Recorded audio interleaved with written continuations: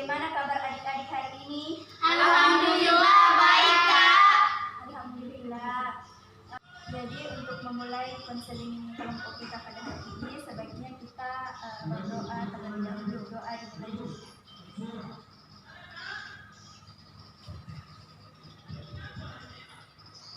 Selesai. Ya. Selanjutnya, apa adik-adik tahu apa tujuan adik-adik dikumpulkan di sini? Tidak, Kak. Baik.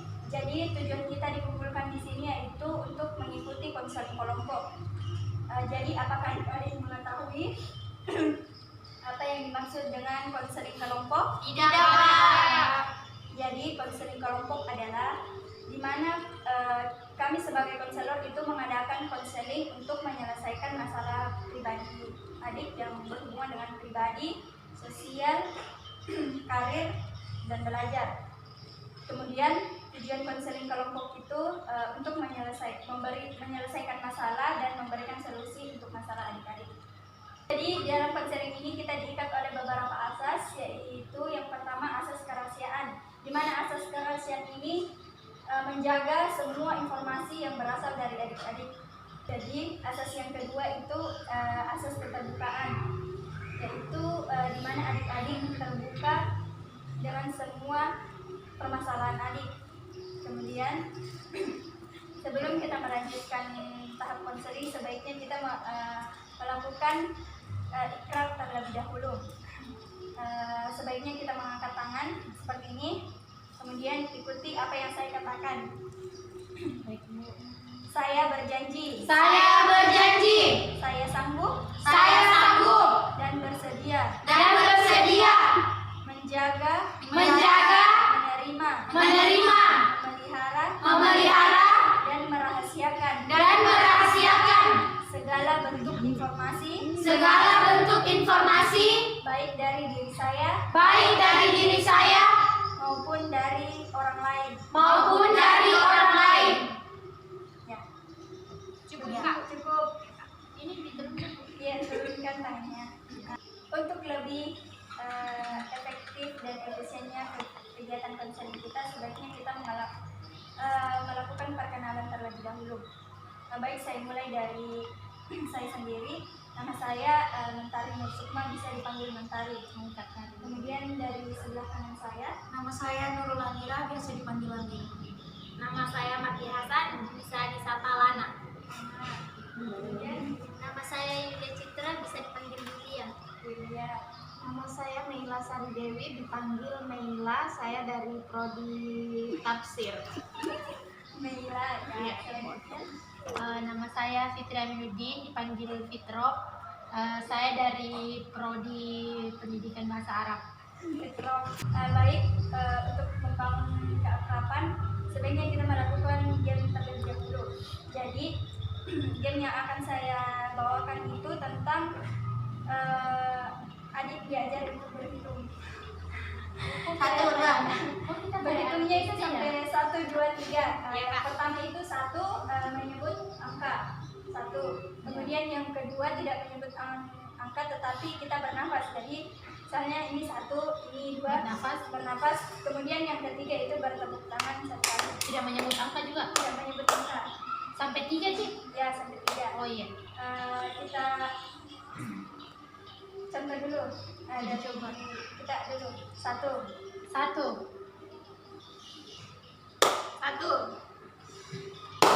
Oke.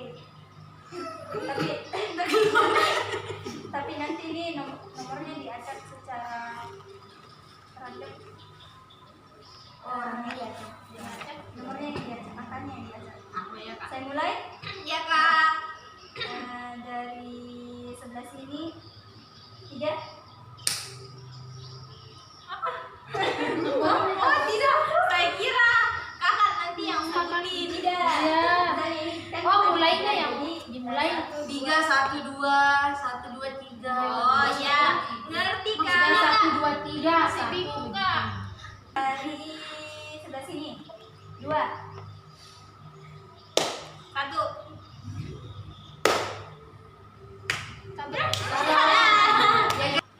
Jadi saudari siapa tadi? Meila. Jadi Jadi saudari Meila salah dalam permainan ini, makanya Meila dihukum. Jadi hukumannya itu menghafalkan doa keluar rumah. Ya, Kak. Bismillahirrahmanirrahim. Bismillah tawakkaltu 'alallah wa la quwwata illa billahil azim. Subhanallahil azim. Bagaimana dari teman-temannya? Apa sudah betul doanya? Betul. Jadi dari adik-adik, apakah ada yang bisa memahami hikmah apa yang dapat diperoleh dari game ini? Kak, Ya, dari saudari mana Kak? Ana. Jadi hikmah yang bisa kita ambil dari games tadi itu kita bisa fokus dalam percepatan dan kita bisa berhitung. Dari saudari Hikmah yang dapat saya petik dari ice breaking kita tadi yaitu satu, kita bisa seru-seruan dalam melakukan kegiatan kelompok dan kita bisa saling akrab satu sama lain, kemudian membuat kita fokus dalam melakukan suatu kegiatan. Ya, sekian. Jadi sejauh ini adakah yang ingin ditanyakan? Tidak ada Kak. Baik, kita melangkah ke tahap selanjutnya. Jadi siapa yang ingin menceritakan masalahnya terlebih dahulu? Saya Kak. Ya, saudari Lana. Jadi permasalahan yang sedang saya alami sekarang itu Kak, kan saya sementara kuliah, namun nanti setelah saya kuliah orang tua saya memaksa saya untuk jadi honorer, tapi saya tidak ingin Kak, karena saya masih ingin lanjut ke S2 Kak. Itu permasalahan saya Kak. Ya. Jadi permasalahan saudari Lana itu di mana Lana kan sementara kuliah. Setelah lulus nanti orang tua untuk menyuruh untuk bekerja sebagai seorang honorer. Iya Kak. Namun saudari Lana ingin melanjutkan kuliah S2. Baik, siapa lagi yang ingin menyampaikan masalahnya? Saudari Lia. Begini Kak, saya dihadapkan sama dua pilihan, yaitu ketika saya selesai kuliah nanti orang tua saya itu mau menjodohkan saya, atau lebih tepatnya dia langsung ingin melihat saya menikah, sedangkan saya ingin melanjutkan karir saya ingin bekerja dulu, menikmati penghasilan saya nanti, kerja saya. Tapi orang tua saya menginginkan untuk menikah cepat setelah kuliah. Dan apalagi orang yang dijodohkan sama saya itu Kak, orang yang menuntut bahwa istrinya nanti itu tidak boleh bekerja, dan sedangkan saya itu masih mau bekerja dan menikmati karir saya nanti. Jadi permasalahan saudari Citra itu tentang diberi, dimana dihadapkan pada dua pilihan. Yang pertama dijodohkan pada seseorang yang pada seseorang pilihan orang tuanya, kemudian atau melanjutkan karir dan ingin menikmati hasil dari pekerjaannya. Tetapi sang calon jodoh ini tidak menginginkan kalau sahnya sang istri ini bekerja. Baik, kira-kira permasalahan siapa yang terlebih dahulu ini kita selesaikan? Permasalahannya Lana. Baik, jadi permasalahan Lana itu tentang di mana orang tuanya menyuruhnya untuk bekerja sebagai seorang honorer, namun dia ingin melanjutkan kuliah S2. Jadi kira-kira siapa? Ya, saya persilahkan kepada saudari siapa? Fitro. Ya, saudari Fitro. Ya, sebelumnya saya akan menanyakan terlebih dahulu kepada saudari Nadia. Saudari Lana, maaf sebelumnya.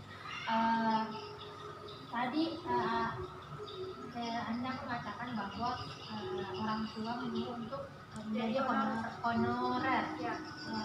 Alasannya kenapa? Apakah masalah biaya untuk lanjut atau masalah tidak ingin jauh dari anaknya atau bagaimana? Mungkin masalahnya orang tua saya tidak memiliki biaya untuk lanjut ke S2, makanya dia menyuruh saya untuk jadi honorer saja. Tapi saya bersikeras untuk tetap lanjut ke S2. Oh, jadi begitu. Saran sedikit dari saya, jangan terlalu memaksakan kehendak. Kita juga sebagai anak harus turut kepada orang tua, apalagi kalau kita tahu latar belakang orang tua kita untuk tidak melanjutkan kita ke S2, melanjutkan kita ke jenjang S2. Masalah biaya itu kasihan sekali orang tua kita kalau kita paksakan. Dan bisa jadi kalau kita jadi honorer, ada rezeki bisa terangkat jadi PNS, kita kan bisa lanjut S2. Jadi itu saja saran dari saya kepada saudari Nadia. Jangan memaksakan kehendak, dan kiranya nanti kita dapat rezeki dan ada waktu dan untuk lanjut ke jenjang S2. Sekian. Ya udah, jadi dari teman-teman yang masih ada solusi yang diberikan. Oke, saya buka. Mungkin solusi saya untuk saudari Lana yaitu sekarang kan jenjang S2 itu ada reguler dan ada yang khusus. Kalau bisa sambil kerja sambil kuliah, kenapa tidak kita ambil kelas yang khusus untuk bekerja, yang biasanya cuma Sabtu Minggu, Senin sampai Jumatnya itu bisa dipergunakan untuk bekerja, kerja sampingan sambil membantu keuangan keluarga yang tidak mampu untuk membiayai kita S2. Mungkin itu solusi dari saya. Baik, terima kasih solusi dari teman-teman Lana. Jadi solusi dari saudara Fitri itu yaitu tentang jangan memaksakan kehendak pribadi kita. Kita harus tetap menurut kepada kedua orang tua karena ridho Allahi fi ridho walidain. Iya. Kemudian mungkin baiknya kita kata saudara Fitri, mungkin baiknya kita bekerja honorer dulu. Kemudian apabila kita nanti terangkat jadi seorang PNS, mungkin kita bisa melanjutkan kuliah S2.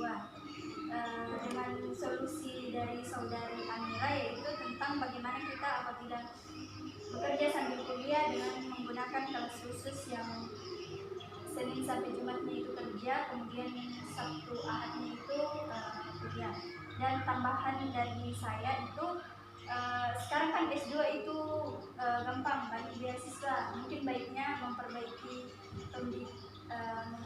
nilai-nilai kita di strata 1, kemudian mencari beasiswa yang mungkin bisa kita dapat. Jadi bagaimana saudari Mardia Hasan? Ya Kak, terima kasih untuk solusi-solusi yang diberikan teman-teman kepada saya. Insya Allah saya akan mencoba berusaha untuk mendapatkan beasiswa, kemudian menuruti orang tua dengan bekerja honorer. Insya Allah bisa menjadi PNS, amin, dan melanjutkan S2 saya. Terima kasih. Ya, selanjutnya masalah dari saudari Yulia, yaitu tentang dihadapkan antara melanjutkan karir atau menikah. Kira-kira dari teman-temannya ada yang ingin memberikan solusi? Saya Kak, Ya, dari saudari siapa? Mila. Yang Mila. Solusi dari saya buat dipikir, pada intinya saya jelaskan bahwa kita harus bisa meyakinkan orang tua dan mengikuti kata hati kita bahwa kalau kita ingin berkarir maka kita harus teruskan karir yang memang dia inginkan. Jangan sampai nanti ketika tidak mengikuti kata hatinya nanti menjadi apapun yang dilakukan itu menjadi tidak nyaman, menjadi beban buat dia. Ya, terima kasih Kak. Ya, jadi adakah lagi solusi yang diberikan kepada saudari Fitra? Saya Kak, sedikit solusi dari saya untuk Yulia. Mungkin Yulia bisa mengikuti kata hati Yulia, bisa melakukan sholat istikharah, minta petunjuk kepada Allah manakah yang lebih baik, mengikuti kata hati sendiri atau mengikuti apa yang dikatakan oleh orang tua. Karena tadi yang dikatakan teman-teman, ridho dari orang tua itu ridhonya Allah Subhanahu Wa Taala. Jadi mungkin saudari bisa melakukan sholat istikharah, meminta petunjuk kepada Allah Subhanahu Wa Taala. Ya, jadi solusi dari teman-teman Yulia itu yang pertama dari saudari Nina, yaitu mengatakan bahwa bagaimana cara Yulia untuk meyakinkan orang tua bahwasanya Yulia ingin berkarir terlebih dahulu, kemudian menikah. Kemudian dari saudari Lana, yaitu bagaimana Yulia lebih mengikuti kata hati dan tidak lupa untuk sholat istikharah, sholat untuk meminta petunjuk. Bagaimana saudari Yulia? Ya, terima kasih atas saran dan masukan dari teman-teman sekalian. Saya akan mencoba mengambil semua masukan dan saran dari teman-teman dan menerapkannya. Insya Allah dari masukan dan saran teman-teman saya bisa diberikan jalan untuk antara bisa memilih antara menikah atau lanjut berkarir. Ya, jadi karena semua semua masalah telah terselesaikan, maka berakhirlah konseling kita pada hari ini. Sebelum kita menutup, baiknya kita menentukan kapan waktu kita untuk bisa bertemu kembali. Di Waktu yang sama saja Kak. Di tempat ini. Iya Kak. dengan orangnya. Kemudian sebelum kita berpisah, sebaiknya ada kesan dan pesan terlebih dahulu. Saya mulai dari sebelah sini, sebelah kiri saya. Pesan dan pesan selama mengikuti kegiatan konseling kelompok ini yaitu bisa mengenal antara satu sama lain, karena berhubung kita tidak pernah saling bertemu, jadi bisa menambah pertemanan itu. Kemudian menambah wawasan saya bagaimana kita memulai karir kita ke depannya, dan bisa saling membantu mencari solusi dan mengemukakan pendapat. Itu saja. Selanjutnya, Ya, kalau dari saran dari saya itu alhamdulillah di sini di proses kegiatan konseling kelompok kita dapat membuat kita semakin erat dan kita bisa mendapat informasi lebih banyak dari sini, bisa sharing langsung dengan teman-teman dan bertukar pendapat. Kesan dan pesan saya itu saya merasa sangat bahagia bisa bertemu dengan teman-teman baru di sini, dan alhamdulillah saya bisa mendapatkan saran dan masukan dari masalah saya sendiri, dan membuat tali silaturahmi antara kami teman-teman sekalian menjadi baik lagi.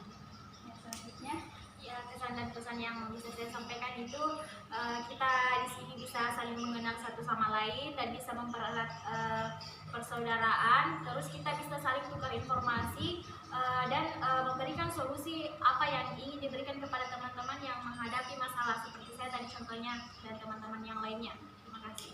selanjutnya, Pesan dan kesan saya seperti yang dikatakan teman-teman sebelumnya, kita dapat teman baru, dan paling pentingnya saya bersyukur karena saya bisa memberikan solusi untuk orang yang mempunyai masalah. Mungkin itu saja. ya, itulah pesan dari kalian.